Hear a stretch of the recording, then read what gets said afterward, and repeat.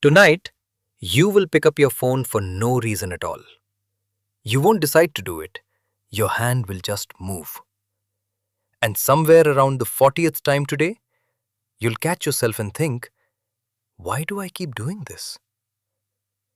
The real answer is far stranger than addiction or apps or bad willpower. The real answer is 200,000 years old, and it lives in a part of your brain that has never once heard of a smartphone. Your brain did not evolve to check notifications. It evolved to check for danger. And for almost the entire span of human existence, danger meant one thing: something rustling in the grass that you could not yet see. Picture your ancestors standing at the edge of a clearing. The wind shifts. A branch cracks somewhere to the left. She does not think about it. She does not weigh the odds.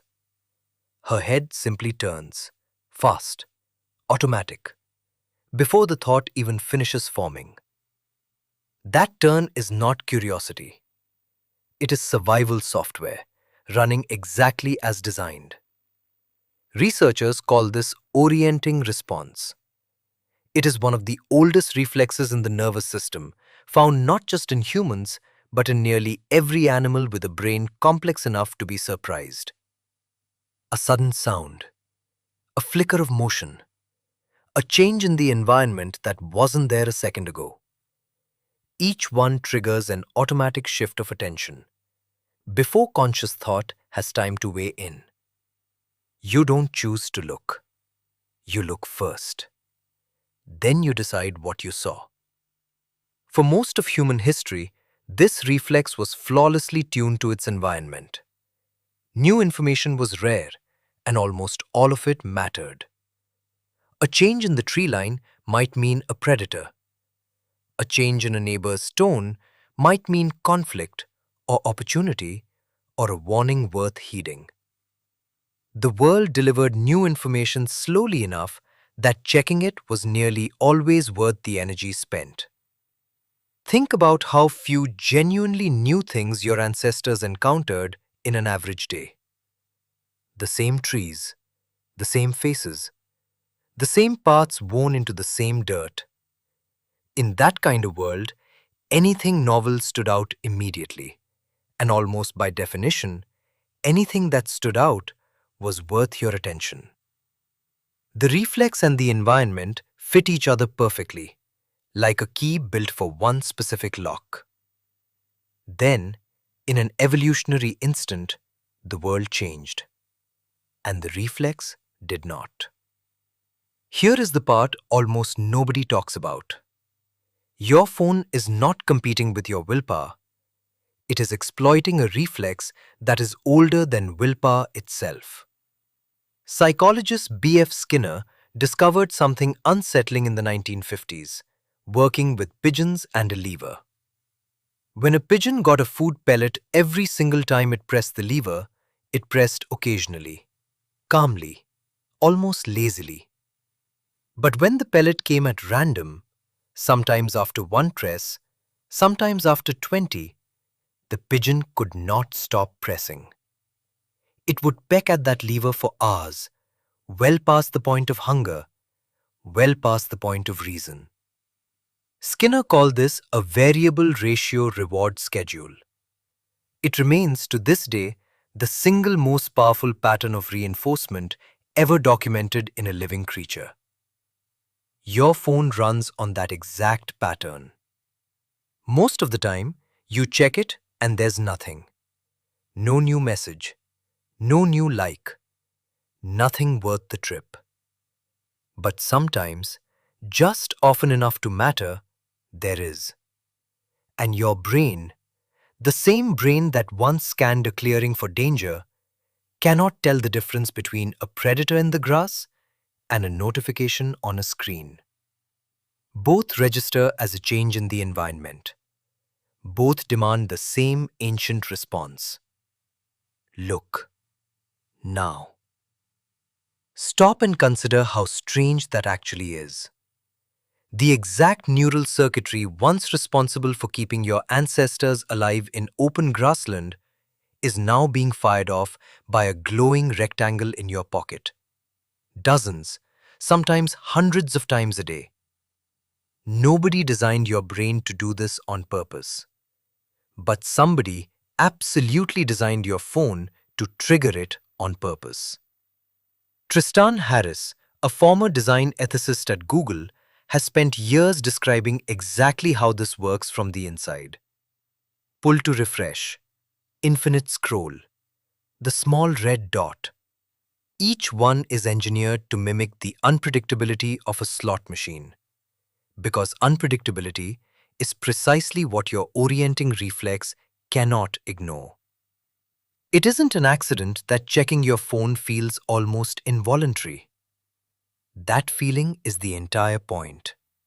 The interface was built around a 100,000-year-old reflex, because that reflex still works exactly as well as it did on the savannah.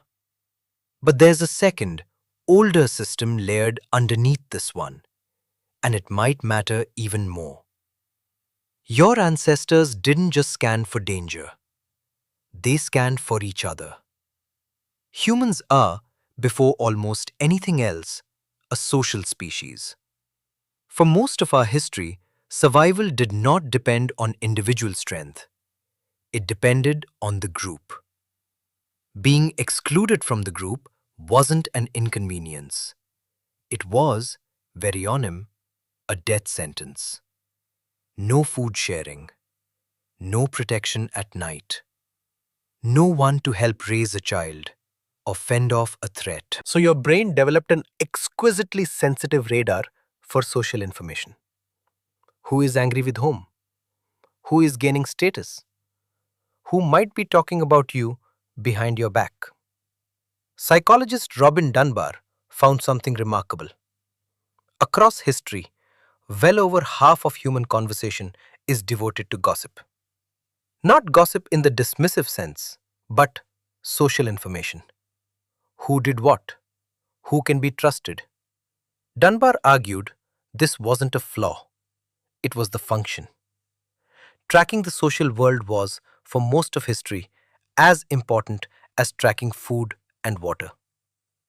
Now think about what's sitting in your pocket. A device delivering an endless stream of social information. Who liked what? Who you might be missing out on right now. Your ancestors had a tribe of maybe 150 people to track, a number Dunbar formalized by comparing brain size across primates. That number lines up again and again with the real size of hunter-gatherer bands, villages, even military units, almost as if there's a hard ceiling on how many relationships one mind can hold. Your phone offers you the social signals of thousands of people, updating by the second, funneled through a tracking system built for 150. No wonder it never feels like it stops. It was never built to process this much. And there's a third layer, maybe the cruelest one. Uncertainty itself is irresistible to the brain. In 2006, neuroscientists found that dopamine, the brain's reward chemical, doesn't fire strongest when you get a reward. It fires strongest in the moment just before. The not knowing lights up the brain more than the answer does. That's why the half second before you unlock your phone, when you genuinely don't know what's waiting, feels almost magnetic. You're not checking to see what's there. You're checking to resolve the itch of not knowing. Your ancestors felt this rarely. A hunter checking a trap, a gatherer rounding a bend to see if the berries had ripened. Spaced out, occasional. Today that same itch fires 50 times before lunch, resolved in 2 seconds, instantly replaced by the next one. Built for occasional suspense, running on constant suspense now. Put all three together. An alarm system scanning for change. A social radar built for a tribe now aimed at thousands. A dopamine system that rewards the question more than the answer. None of this is broken. It's working exactly as designed. The world just changed at the speed of a software update, and the brain running it is still built for the savannah. Biologists have a word for this gap: evolutionary mismatch. A trait perfectly suited to one environment can turn strange, even harmful, when the environment shifts underneath it. Sugar cravings work the same way. Sweetness used to be rare and worth seeking out. The craving didn't vanish when supermarkets arrived. It just kept firing in a world suddenly flooded with the thing it once had to search for. Your attention never evolved an off switch, because for nearly all of human history, scarcity was the off switch.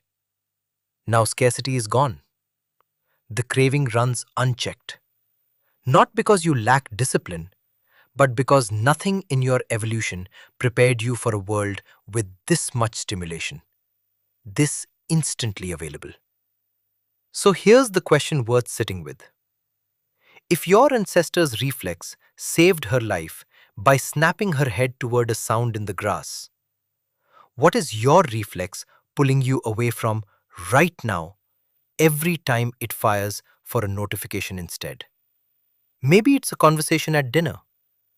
Maybe it's 15 uninterrupted minutes. Maybe it's just being bored long enough for your own mind to wander somewhere interesting. You're not weak for checking your phone 40 times a day. You're running an alarm system that hasn't updated in 200,000 years, in a world that changed completely in the last 15. The rustle in the grass never really disappeared. It just learned how to glow. And tonight, when you finally put the phone down and the room goes quiet, notice what happens. Some old patient part of you, the same part that once scanned a clearing, will keep listening anyway. That's not a habit you picked up. That's a feature of being human. It always has been.